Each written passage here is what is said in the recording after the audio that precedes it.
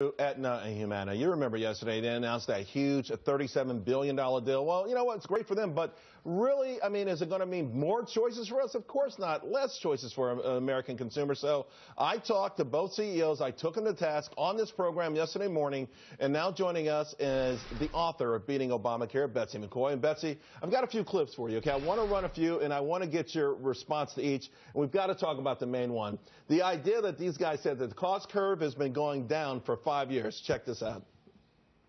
When will we see the cost curve bend or slow down?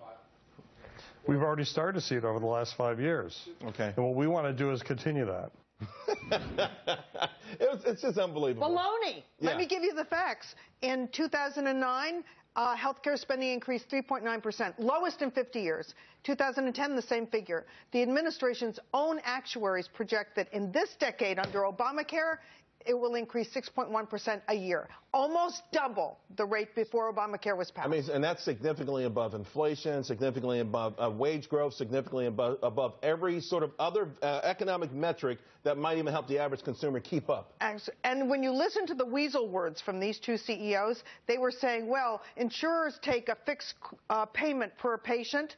We want doctors and nurses and hospitals to do the same. Let's run that for the audience in case they missed it yesterday. On changing their business model, listen to what they had to say. The business relationship has to change. Under the old model, regulating insurance doesn't solve the cost problem. And so right now in the healthcare system, physicians work on a cash basis, hospitals work on a revenue basis, and insurers work on a margin basis.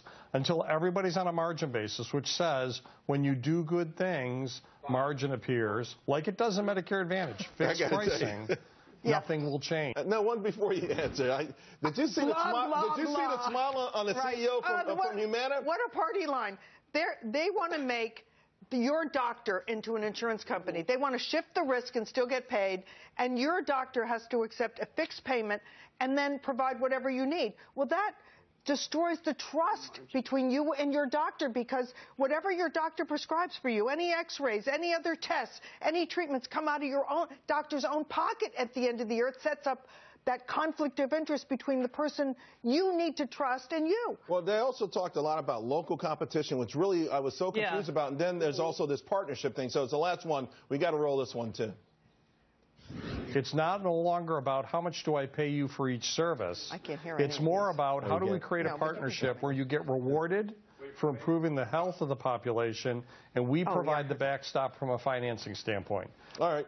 The backstop, financing standpoint. I mean, everything was roses with these guys, and yet premiums are going through the roof. Deductibles are going through the roof. And they're going up way more. Let me explain And that's why, even, by the way, Betsy, and even people who are getting their premiums covered, like 97%, still don't go to the doctor because they can't afford the deductible. And by the way, when consumers get that subsidy to protect them from the rising premiums, it's the taxpayers who get clobbered. They're still paying that higher premium. They're subsidizing the cost. Sure.